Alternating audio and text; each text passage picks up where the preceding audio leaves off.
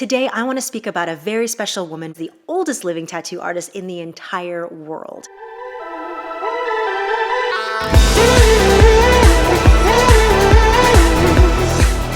Mabuhay and welcome back to the channel. My name is Tez Milan. I am a Filipina American creative dedicated to exploring and rediscovering my lost Philippine heritage and sharing that with you. Today, I want to talk about somebody who is very special to the Philippines. Her name is Whang Od Oggay, the last Mambabatok, also known as Maria Oggay. She is the last living Kalinga tattoo artist who still does her tattoos by the traditional hand tapping method. She lives in the landlocked province of Kalinga, which is located in the Cordillera Administrative Region. Kalinga tattoos are a traditional form of tattoo that has been around for hundreds of years. It is in particular special to her tribe, which is the Butbut tribe. Back in the day, they used to practice the art of head hunting. I'm not talking about the kind of head hunting where you go out and you search for the best tribesman and you interview him several times over and then you ask him, hey, would you like to be the president of our tribe? I am talking about the actual warrior form of head hunting, where you go out and you win in battle. Now, the warriors, when they would finish a battle and claim land or protect their own tribe, they would come back from these battles, usually with a couple of heads in hand. The tribe would then bestow them with an important form of tattooing that is known as the Kalinga tattoo. This tattoo was given by the tattoo artist who was greatly revered in the tribe, and that tattoo artist would then decide what type of tattoo to give that warrior based on their courage and their skill and what exactly it is that they had done in that battle. So that tattoo would be bestowed upon the warrior as a form of honoring what it is that they had done for the tribe. Tattoos were also given to women at the time, but it was more for an aesthetic look. It was more a sign of beauty, and it was also a form of families to show off their wealth, because then typically the families would offer the tattoo artist a pig or rice or food or some sort of offering in exchange for the tattoo that they would then give their daughter. Now, going back to Whang Od Oggay and why she is so special. At the time of this taping, she has just turned 105 years old. I had no idea that when I would start filming this that it would actually be on the day of her birthday, but as the universe would have it, it is her birthday today, and she is 105 years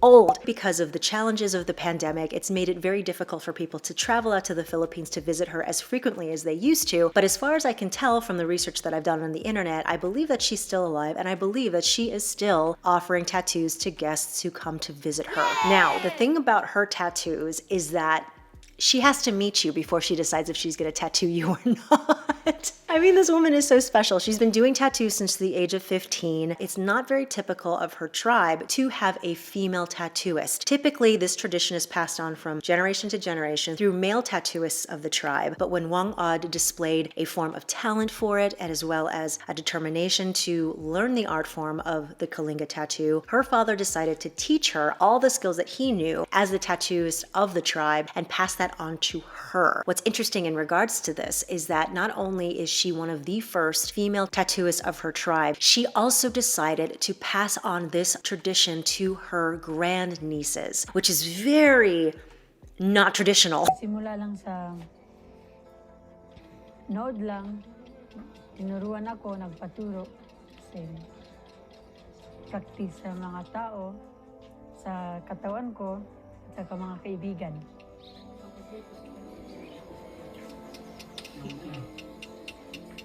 Sa akin, pag nagbibigay ako ng nato, parang isang masaya ako eh. She actually has no children of her own. When she was 25, she unfortunately lost the love of her life, who was killed in a logging accident, and she therefore vowed to never marry and to never have children of her own. Because her siblings had their own daughters, she then decided to pass on this art form to her great-grandnieces. Therefore, she is known as the last Mambabatok, but there will be other tattooists from her family lineage who will be continuing this tradition of tattooing.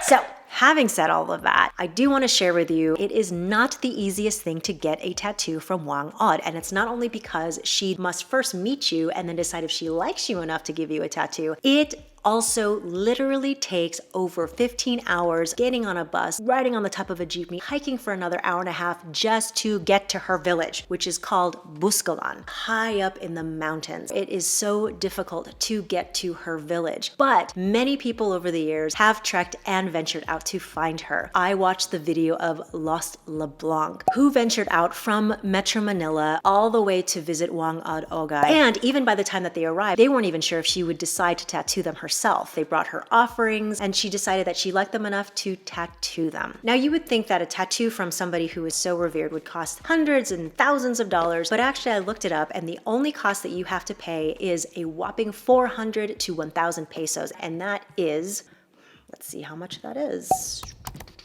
400, nope, that's Mexican peso. That's the wrong kind of peso. Okay, so 400 Philippine pesos is $7 US.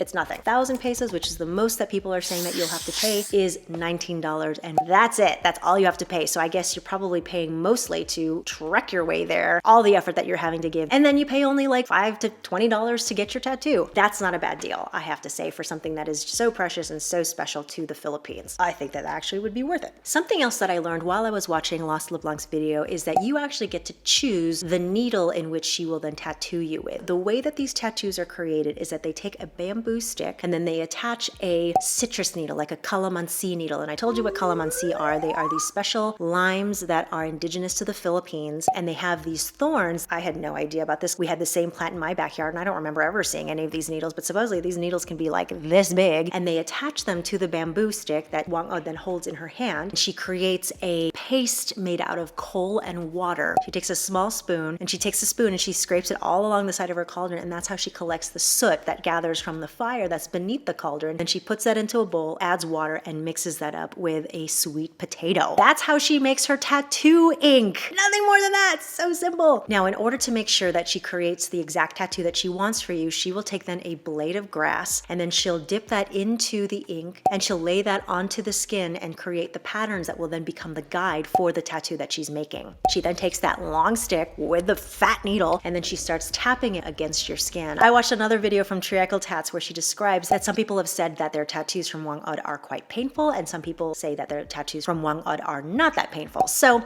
I guess it just depends on where it's located and how big it is and how long she's going to be tapping on you, but I can imagine that it's like any time you get a needle, poked into you, that it's not going to feel the greatest, but maybe you just get used to it. Who knows? I don't have any tattoos. And even though I don't have tattoos, I still think that this woman, Whang Od, is so incredibly special because of how she values the tattoo. She says that the tattoo is not only something that you wear, it's something that the spirits see even after you pass away. Agad asagam to kasat na matoy. Ako siya kanatsay. Tono agad halito no ang takamaw no. Aron sa paylayan. At siya kanatsay na. Sa important na hato. That's what I find so special about Whang Od, is not only that she's carrying on this incredible tradition of tattooing that is now celebrated the world over, she also carries this sense of spirituality about the Philippines that is only now recently being rediscovered. There is something so strong about what she represents in terms of the nature of our culture that she's continuing to pass on these traditions. Even though it's not what's traditionally accepted, she's still passing it on, and she's still seeing it to this day as something that is so important to what she needs to offer to not only the people of her tribe, but also to the world. There are some thoughts about whether the amount of tourism and the amount of exposure that she's gained is a good or a bad thing. Obviously, there is the negative side of the incredible amount of tourism that's risen and the amount of foot traffic that's going through the region, and whether they're really taking care of the land or not while they are visiting. But there's also the other side of it. In a short documentary by Matador Network, they even ask her how she feels about all of the tourists that are coming to see her and whether that's a good or a bad thing. She goes on to say thank you to the people who come all the way to visit her. What does she think about all these people coming and filming her? Okay, I'll ask her that. Kanya ka natin may bagam na gito da adu-adu nga man video kong kasan to man papa-picture. Hindi mo babaga? Sino-sin? Sorry, may papansin na siya ay ilikat mo ba ni? Hindi ko kaya kon. Pansalamat kaya na may hukom. Gusto tumalali kayo. Ito isipin. That's good. Yeah, you were like smiling. Like what? Why sipping? Ito isipin tayo.